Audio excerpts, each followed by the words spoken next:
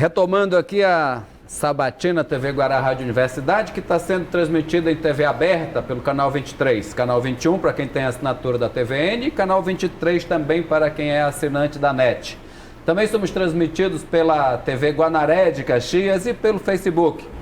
Você também pode baixar o aplicativo do portal guará.com ou mesmo entrar direto no nosso site, lá no meio da tarja vermelha tem o nomezinho TV Guará, você clica lá e assiste direto ao vivo, não importa onde você esteja.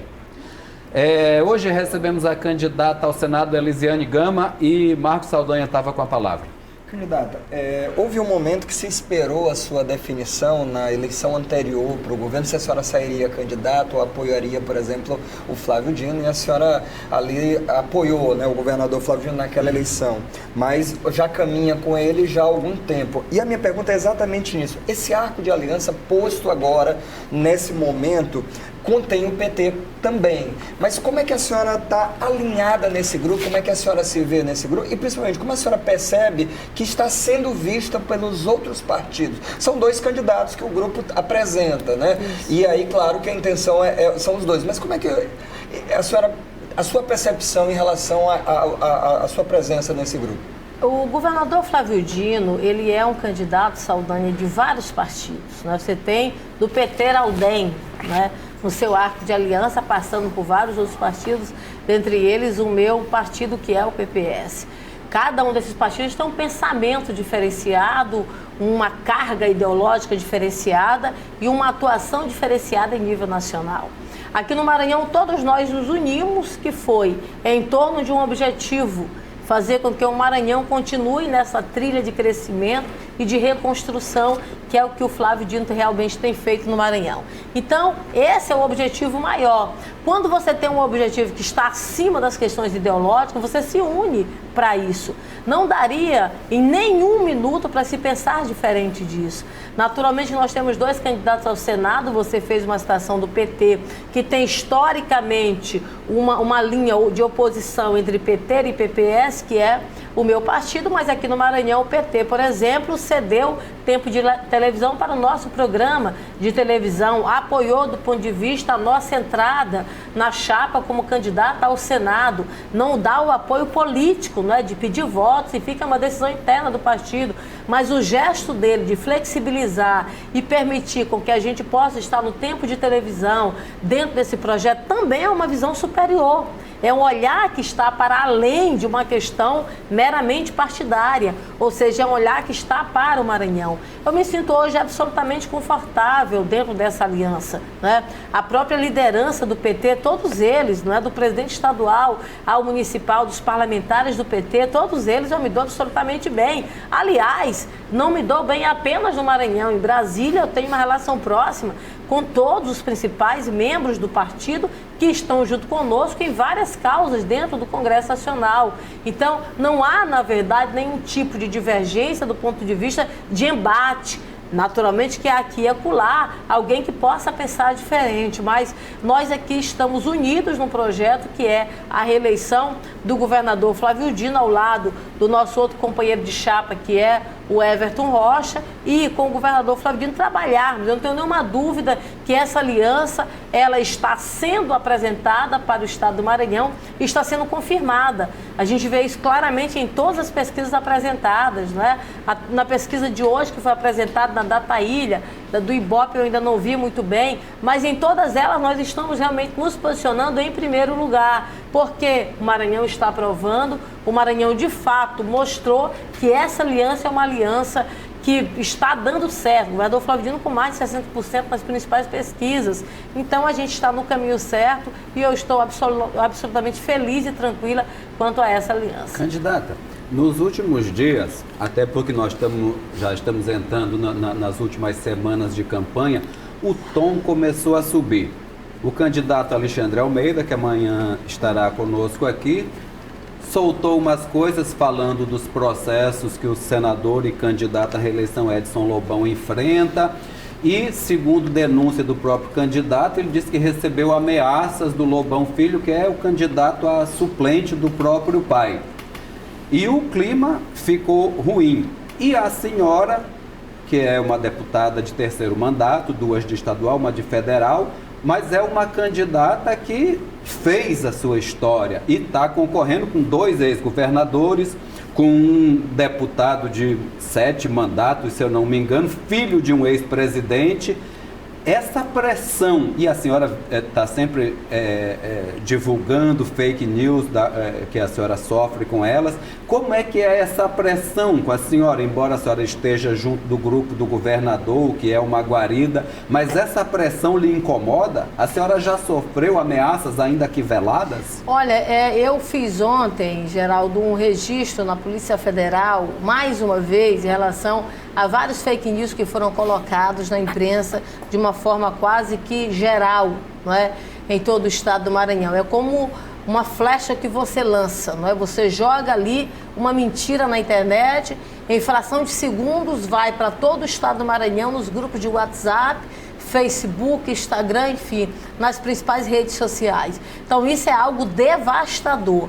Você fazer uma crítica, não é, quanto ao voto do impeachment, você fazer uma crítica quanto a alguma atuação, para mim, eu absorvo isso absolutamente tranquila. Se você diverge na política, se você apresenta algo que é uma verdade, que você não concorda, paciência, você vai ter que partir para o debate e colocar a sua posição. Agora, quando se torna para mentira, para baixarias, entendeu?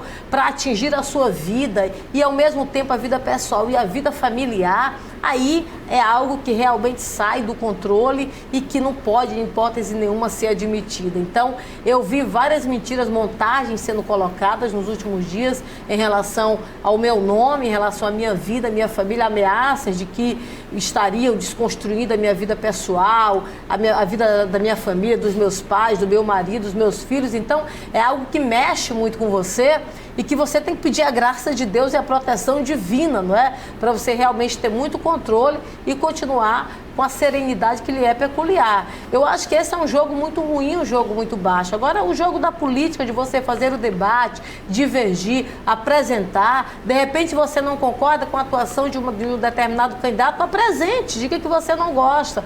Agora, partir para questões pessoais, eu acho que é algo realmente terrível, mas você tem que seguir, se é verdade, denuncie, faça o registro, que realmente foi o meu caso. Eu sou mulher. Eu acho que na política há uma discriminação velada de uma forma incrível, às vezes não mais velada, né? Eu sinto isso de forma muito clara. Você vê, por exemplo, a questão até das votações no Senado. Nenhum outro parlamentar nesse estado foi tão mais cobrado do que eu. E eu sou a única mulher que sou deputada federal, que fui eleita. A gente tem uma outra colega agora que assumiu o mandato, mas eu fui a única mulher.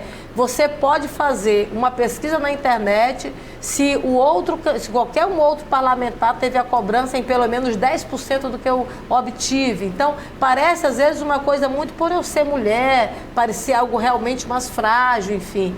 Mas eu sempre tenho dito que eu sou mulher, não é? E sou mãe, sou esposa, sou filha, enfim, mas nunca tive medo de enfrentar ninguém. Se você for analisar, eu como deputada estadual, eu enfrentei o crime organizado nesse estado.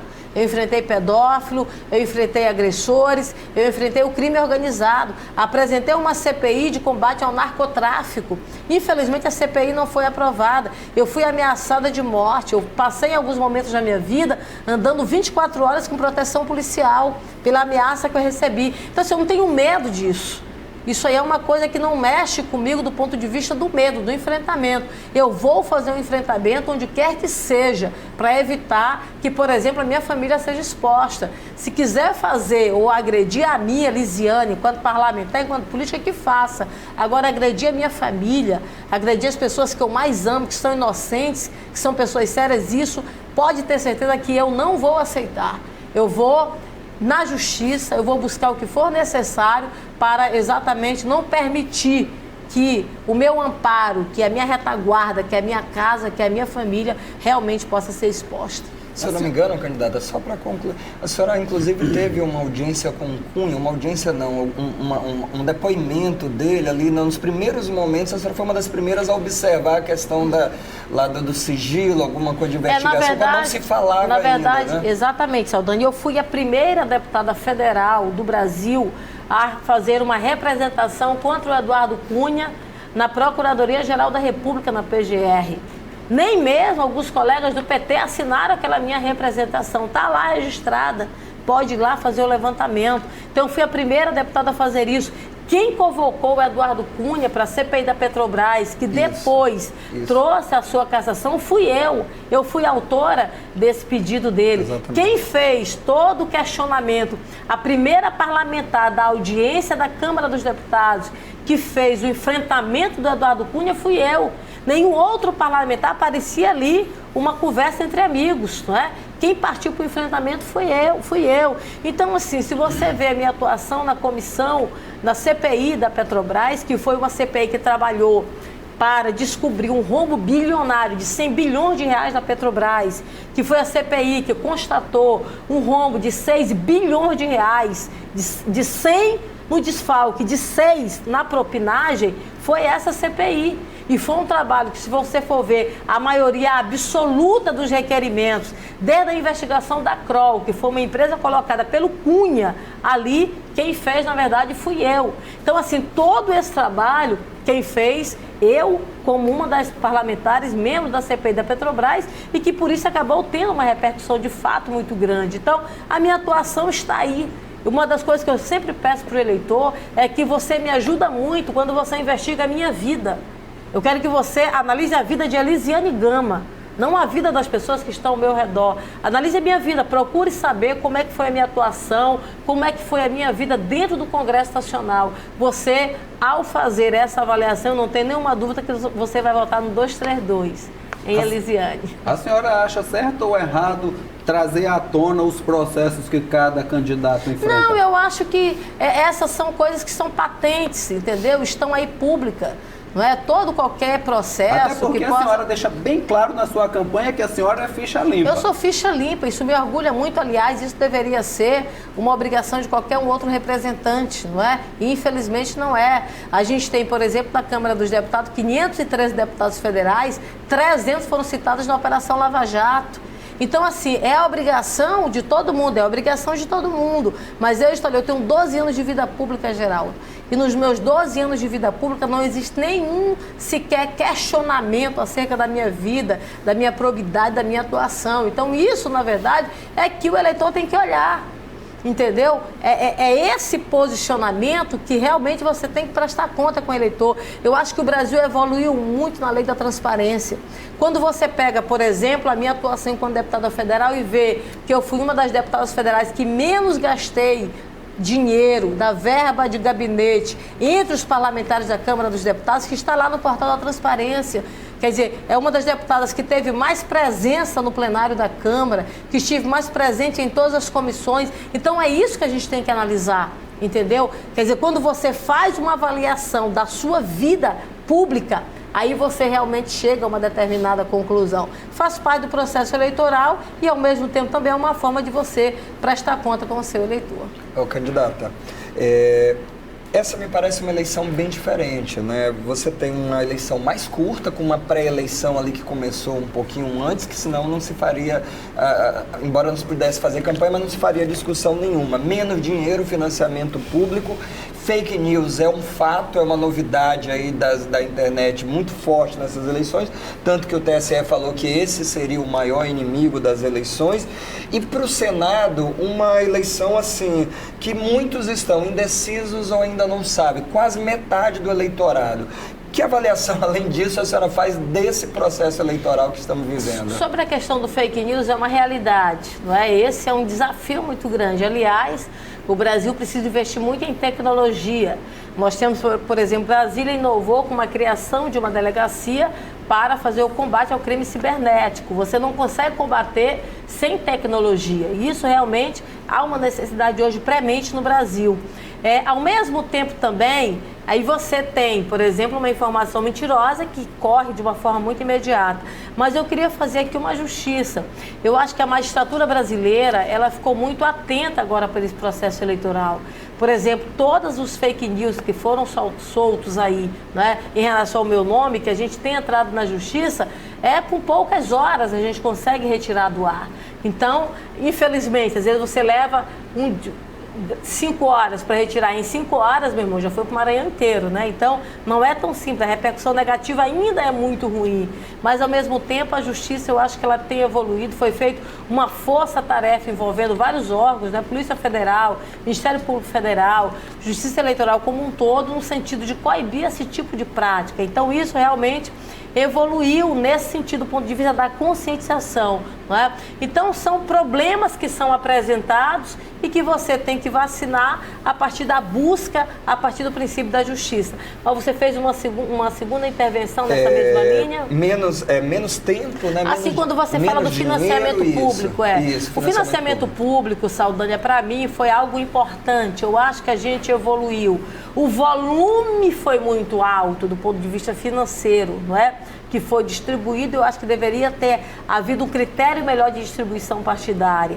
Mas a ideia do fundo eleitoral público é importante. Você evita, por exemplo, o Caixa 2, né? Você faz com que a pessoa tenha uma transparência na aplicação de fato desse recurso e evita o que acontece em todo o processo eleitoral, que é o Caixa 2 para compra de voto. Hoje há um controle muito mais intenso. Acho que a gente evoluiu em algumas coisas, muito embora a gente precise evoluir muito, né? Em muitas outras coisas, para que realmente a gente possa chegar no ideal, que é ter uma competição mais equilibrada, uma competição mais justa, aonde todos possam ter direitos iguais e possam ter a oportunidade, por exemplo, de chegar na casa do eleitor e conseguir se apresentar para que o eleitor possa de fato conhecer a sua vida, a sua trajetória e possa decidir se vota ou não nesse determinado candidato. Gente, então vamos fazer o nosso segundo intervalo e voltamos para concluir com o terceiro bloco com a candidata ao Senado, Elisiane Gama.